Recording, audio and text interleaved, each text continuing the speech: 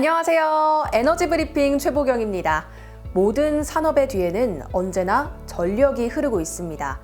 AI 서버를 24시간 움직이는 데이터 센터에도, 농촌의 새로운 성장 전략에도, 그리고 우주를 비행하는 소형 위성에도 결국 필요한 건 안정적인 에너지입니다.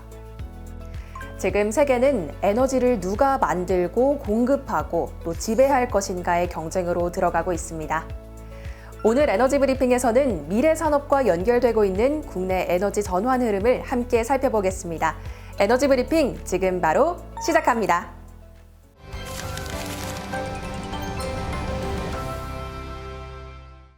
인공지능 산업 경쟁이 치열해지면서 AI 데이터 센터 구축 속도도 빨라지고 있습니다.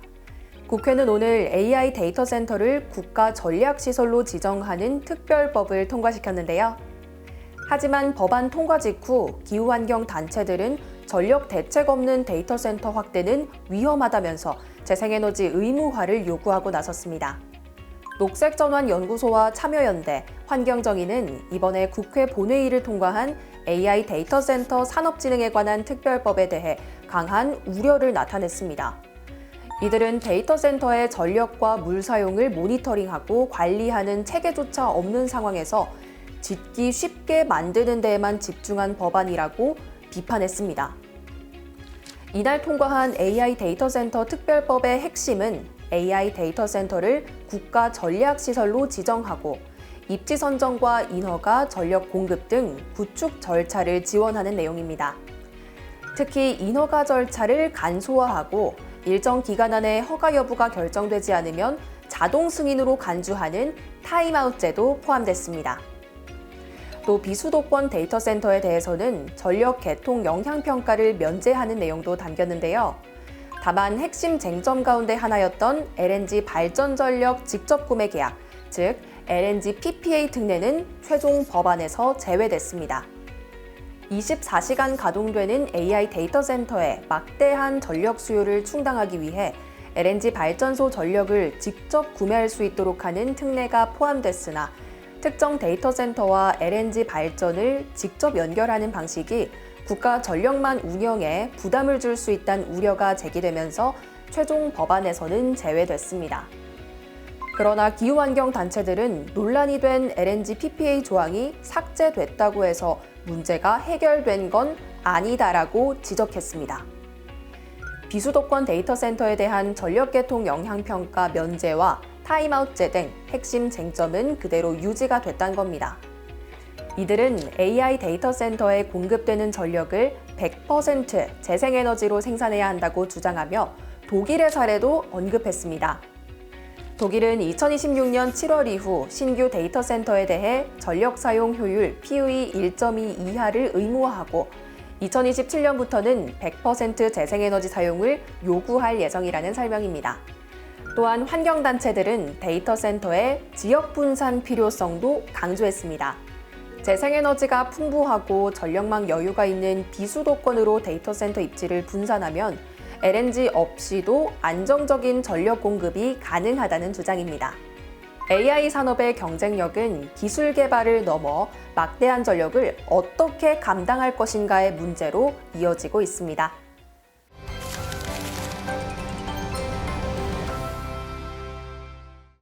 기후위기와 중동전쟁의 여파로 에너지 안보의 중요성이 커지고 있습니다.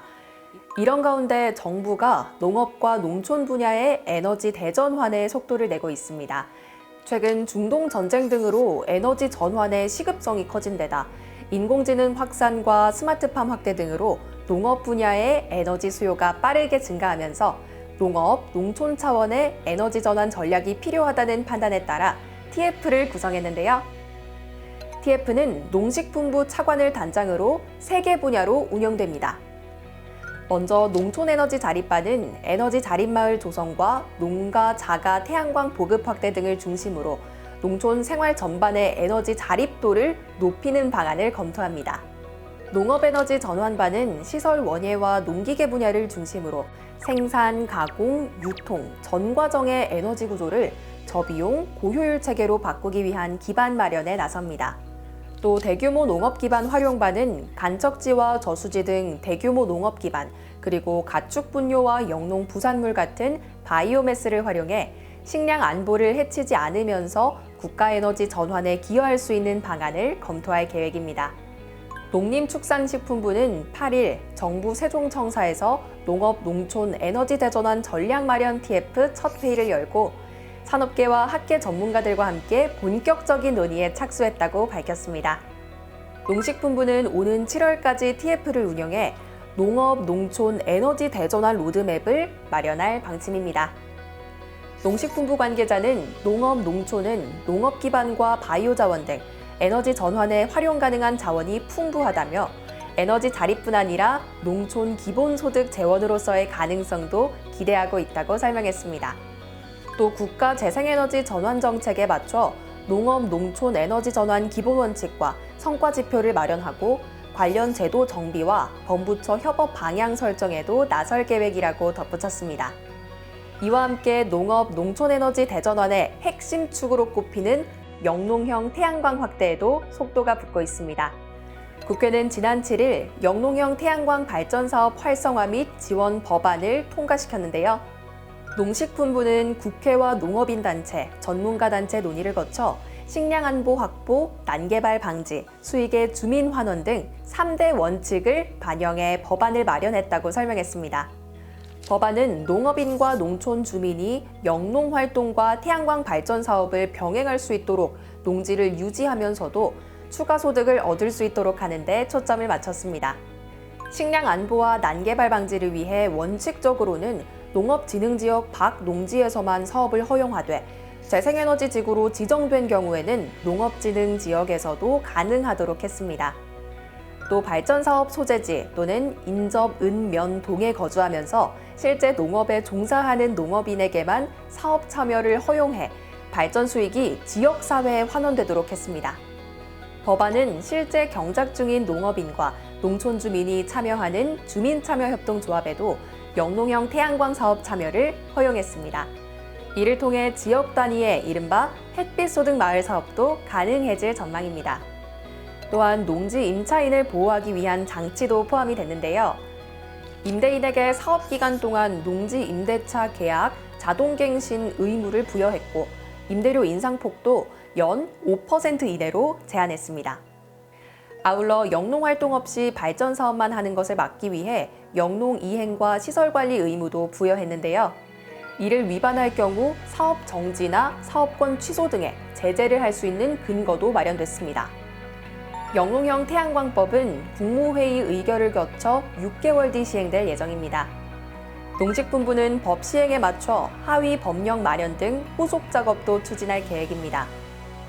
농식품부 강동윤 농촌소득에너지정책관은 이번 법은 여러 문제를 보완해 농업인과 농촌 주민의 소득 향상, 농촌 경제 활성화에 기여할 수 있도록 설계했다고 밝혔습니다. 에너지 전환은 이제 도시의 산업 현장만의 이야기가 아닙니다. 농촌 역시 전기를 소비하는 공간을 넘어 직접 생산하고 지역 소득으로 연결하는 새로운 에너지 거점으로 변화를 시작하고 있습니다.